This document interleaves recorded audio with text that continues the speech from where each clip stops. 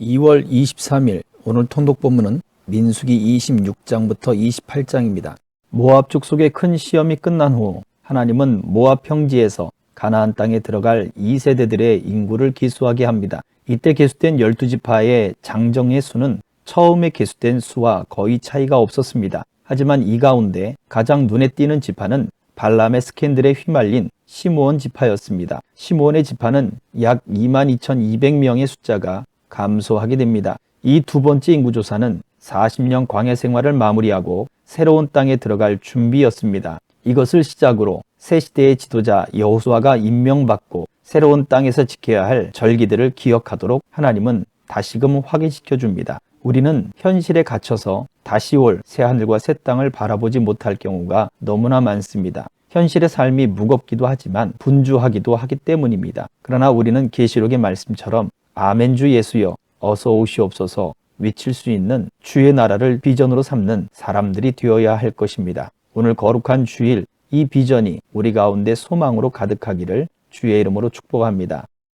민수기 26장 전염병이 그친 뒤에 하나님께서 모세와 제사장 아론의 아들 엘르아살에게 말씀하셨다. 이스라엘 온 공동체의 수를 가문별로 세어라. 20살 이상 된 남자로 이스라엘 군에 복무할 수 있는 사람의 수를 모두 세어라. 모세와 제사장 엘르아살은 하나님의 명령에 따라 순종하여 요단 여리고 앞 모압 평지에서 백성에게 말했다. 20살 이상 된 사람의 수를 세십시오. 이집트 땅에서 나온 이스라엘 백성은 이러하다. 이스라엘의 맏아들 르우벤의 자손은 이러하다. 하녹과 하녹 가문, 발루와 발루 가문, 헤스론과 헤스론 가문, 갈미와 갈미 가문. 이들은 르우벤 가문이며 계수된 사람은 43,730명이다. 발루의 아들은 엘리압이다. 엘리압의 아들은 느무엘, 다단, 아비람이다. 다단과 아비람은 고라 무리에서 뽑힌 공동체 지도자들로 고라와 함께 모세와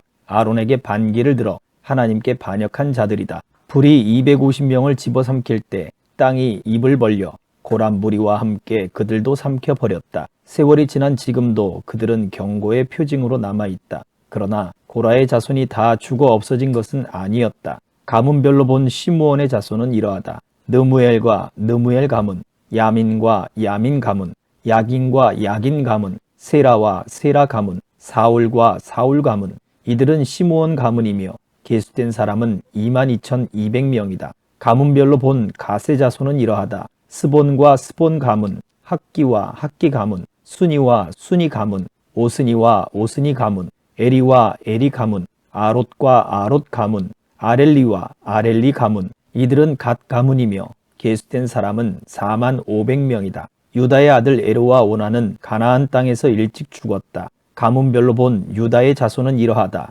셀라와 셀라 가문, 베레스와 베레스 가문, 세라와 세라 가문. 베레스의 자손은 이러하다. 헤스론과 헤스론 가문, 하물과 하물 가문. 이들은 유다 가문이며 계수된 사람은 76,500명이다. 가문별로 본 이사갈의 자손은 이러하다. 돌라와 돌라 가문, 부하와 분이 가문, 야숲과 야숲 가문, 시므론과 시므론 가문. 이들은 이사갈 가문이며 계수된 사람은 64,300명이다. 가문별로 본 스불론의 자손은 이러하다. 세렛과 세렛 가문, 엘론과 엘론 가문, 얄르엘과 얄르엘 가문. 이들은 스불론 가문이며 계수된 사람은 65,000명이다. 가문별로 본 요셉의 자손은 므낫세와 에브라임으로 나뉜다. 므낫세의 자손은 이러하다. 마길과 마길 가문, 마길은 길르앗의 아버지다. 길르앗과 길르앗 가문, 길르앗의 자손은 이러하다. 이에셀과 이에셀 가문, 헬렉과 헬렉 가문, 아스리엘과 아스리엘 가문, 세겜과 세겜 가문, 스미다와 스미다 가문, 헤벨과 헤벨 가문. 헤벨의 아들 슬로브앗은 아들은 없고 딸만 있었다. 그 딸들의 이름은 말라, 노아, 호글라, 밀가, 디르사다. 이들은 므낫세 가문이며 계수된 사람은 52,700명이다. 가문별로 본 에브라임의 자손은 이러하다. 수델라와 수델라 가문, 베겔과 베겔 가문, 다한과 다한 가문. 수델라와 수델라의 자손은 이러하다. 에란과 에란 가문. 이들은 에브라임 가문이며 계수된 사람은 32,500명이다. 이들은 가문별로 본 요셉의 자손이다. 가문별로 본 베냐민의 자손은 이러하다. 벨라와 벨라 가문, 아스벨과 아스벨 가문, 아히람과 아히람 가문, 스부밤과 스부밤 가문, 후밤과 후밤 가문. 아릇과 나아만으로 나뉘는 벨라의 자손은 이러하다. 아릇과 아릇 가문, 나아만과 나아만 가문. 이들은 베냐민 가문이며 계수된 사람은 45,600명이다. 가문별로 본 단의 자손은 이러하다. 수함과 수함 가문. 이들은 단 가문이며 모두 수함 가문이다. 계수된 사람은 64,400명이다. 가문별로 본 아셀의 자손은 이러하다. 임나와 임나 가문, 이스위와 이스위 가문, 브리아와 브리아 가문. 브리아의 자손은 이러하다. 헤벨과 헤벨 가문, 말기엘과 말기엘 가문. 아셀은 딸 세라를 두었다. 이들은 아셀 가문이며 계수된 사람은 53,400명이다. 가문별로 본 납달리의 자손은 이러하다. 야스엘과 야스엘 가문, 구니와 구니 가문, 예셀과 예셀 가문, 실렘과 실렘 가문. 이들은 납달리 가문이며 계수된 사람은 45,400명이다. 계수된 이스라엘 백성은 모두 60만 1,730명이다. 하나님께서 모세에게 말씀하셨다. 인구수에 따라 그 땅을 유산으로 나누어 주어라. 수가 많은 지파는 많은 유산을 받고 수가 적은 지파는 적은 유산을 받는다. 각 지파마다 계수된 인구수에 따라 유산을 받는다. 반드시 제비뽑기로 그 땅을 나누어라. 각 지파의 유산은 인구수, 곧 각 조상의 지파의 이름을 올린 사람들의 수를 근거로 수가 많은 지파와 수가 적은 지파 사이에서 제비뽑기로 나누어야 한다. 가문별로 계수된 레위인은 이러하다. 게르손과 게르손 가문, 고핫과 고핫 가문, 무라리와 무라리 가문. 레위 가문에는 다음 가문들도 포함된다. 림니 가문, 헤브론 가문, 마홀리 가문, 무시 가문, 고라 가문. 고핫은 아므람을 낳았다. 아므람의 아내는 요게벳으로 이집트에서 레위 가문에 태어난 레위 자손이다. 요게벳은 아므람에게서 아론과 모세와 그들의 누이 미리암을 낳았다. 아론은 나답과 아비후, 엘르아살, 이다말의 아버지다. 나답과 아비후는 규정에 어긋난 제물을 하나님 앞에 드리다가 죽었다. 태어난 지 한 달 이상 된 레위 남자의 수는 23,000명에 달했다. 그들은 땅을 유산으로 받지 않았으므로 나머지 이스라엘 백성과 함께 계수되지 않았다. 이들은 모세와 제사장 엘르아살이 요단 여리고와 모압 평지에서 계수한 이스라엘 백성이다. 모세와 제사장 아론이 시내 광야에서 이스라엘 백성을 상대로 인구조사를 실시할 때 계수한 사람들은 단 한 사람도 여기에 포함되지 않았다. 이는 하나님께서 그들을 두고 그들은 죽을 것이다. 광야에서 죽을 것이다. 여분네의 아들 갈렙과 눈의 아들 여호수아 외에는 한 사람도 살아남지 못할 것이다 하고 말씀하셨기 때문이다. 27장 슬로브앗의 딸들이 앞으로 나왔다. 그들의 아버지 슬로브앗은 요셉의 아들 므낫세 가문에 속한 사람으로 헤벨의 아들이고 길르앗의 손자이며 마길의 증손이고 므낫세의 현손이었다. 그 딸들의 이름은 말라, 노아, 호글라, 밀가, 디르사였다. 그들이 회막 입구로 가서 모세와 제사장 엘르아살과 지도자들과 회중 앞에 서서 말했다. 저희 아버지는 광야에서 돌아가셨습니다. 그분은 하나님께 반역한 고라 무리와 함께하지 않았습니다. 그분은 자신의 죄 때문에 돌아가셨습니다. 아버지는 아들을 두지 않으셨습니다. 그런데 아들이 없어서 저희 아버지의 이름이 가문에서 빠져야 한다니 어찌 된 것입니까? 저희 아버지의 친척들과 함께 저희도 유산을 물려받게 해주십시오. 모세가 그들의 사정을 하나님께 아뢰었다. 하나님께서 판결해 주셨다. 슬로브앗의 딸들의 말이 옳다. 그 아버지의 친척들과 함께 그 딸들에게도 땅을 유산으로 주어라. 그 아버지의 유산을 그들에게 주어라. 또 이스라엘 백성에게 이렇게 일러 주어라. 어떤 사람이 아들을 두지 않고 죽으면 그의 유산을 그의 딸에게 주어라. 딸이 없으면 그의 형제에게 주어라. 형제가 없으면 그의 아버지의 형제에게 주어라. 그의 아버지에게 형제가 없으면 가장 가까운 친척에게 주어 유산이 그 집안에 남아있게 하여라. 이것은 하나님이 모세를 통해 명령한 대로 이스라엘 백성이 지켜야 하는 율례다. 하나님께서 모세에게 말씀하셨다. 너는 아바림 산에 올라가서 내가 이스라엘 백성에게 주려고 하는 땅을 바라보아라. 그 땅을 본 뒤에는 너도 죽어서 네 형 아론을 따라 네 조상에게 돌아가게 될 것이다. 이는 온 회중이 신광야에서 물 문제로 다툴 때 너희가 그들 앞에서 거룩한 경외심으로 나를 대하지 않았기 때문이다. 신광야의 가데스에서 있었던 무리바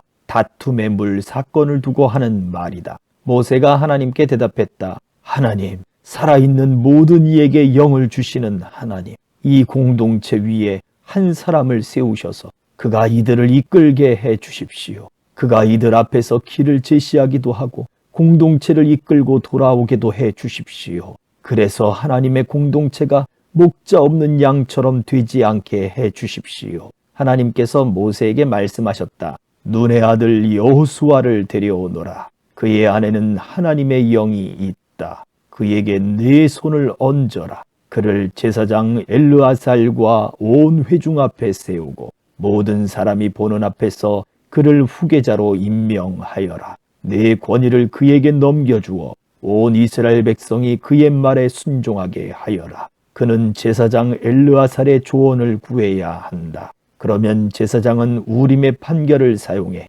하나님 앞에서 기도하며 그에게 조언해 줄 것이다. 그는 이스라엘 백성 곧 온 공동체의 출입을 지휘하게 될 것이다. 모세는 하나님의 명령을 따라 그대로 행했다. 그는 여호수아를 데려다가 제사장 엘르아살과 온 공동체 앞에 세웠다. 그리고 하나님께서 명령하신 대로 그에게 손을 얹어 그를 후계자로 임명했다. 28장 하나님께서 모세에게 말씀하셨다. 이스라엘 백성에게 명령하여라. 그들에게 이렇게 일러 주어라. 너희는 나의 음식 곧 불살라 바쳐서 나를 기쁘게 하는 이 향기로운 제물을 정해진 때에 바쳐야 한다. 그들에게 또 이렇게 일러 주어라. 너희가 하나님에게 바쳐야 하는 불살라 바치는 제물은 이러하다. 1년 된 건강한 어린 순양 2마리를 매일 번제물로 바치되 한 마리는 아침에 바치고 다른 한 마리는 저녁에 바쳐라. 또 고운 곡식가루 2리터에 올리브 기름 1리터를 섞어서 곡식제물로 함께 바쳐라. 이는 신의 산에서 제정된 표준 번제로 하나님을 기쁘게 하는 이 향기요 불살라 바치는 제물이다. 이것과 함께 바칠 부어드리는 제물은 어린 순양 한 마리에 독한 술 1리터로 한다. 부어드리는 제물은 성수에서 하나님 앞에 부어 바쳐라. 저녁에 2번째 어린 순양을 바칠 때도 아침에 한 것처럼 곡식 제물과 부어드리는 제물을 함께 바쳐라. 이것은 불살라 바치는 제물이며 하나님을 기쁘게 하는 향기다. 안식일에는 1년 된 어린 순양 2마리를 바치되 고운 곡식가루 4리터에 기름 섞은 곡식 제물과 부어드리는 제물을 함께 바쳐라. 이것은 매일 바치는 번제와 거기에 딸린 부어드리는 제물 외에 안식일마다 바치는 번제다. 매월 초에 하나님에게 번제를 바칠 때는 수송아지 2마리, 순양 1마리, 1년 된 어린 순양 7마리를 바쳐라. 그것들은 모두 건강한 것이어야 한다. 수송아지 1마리에 기름 섞은 고운 곡식가루 6리터를 곡식 제물로 함께 바치고 순양 1마리에 기름 섞은 고운 곡식가루 4리터를 함께 바치며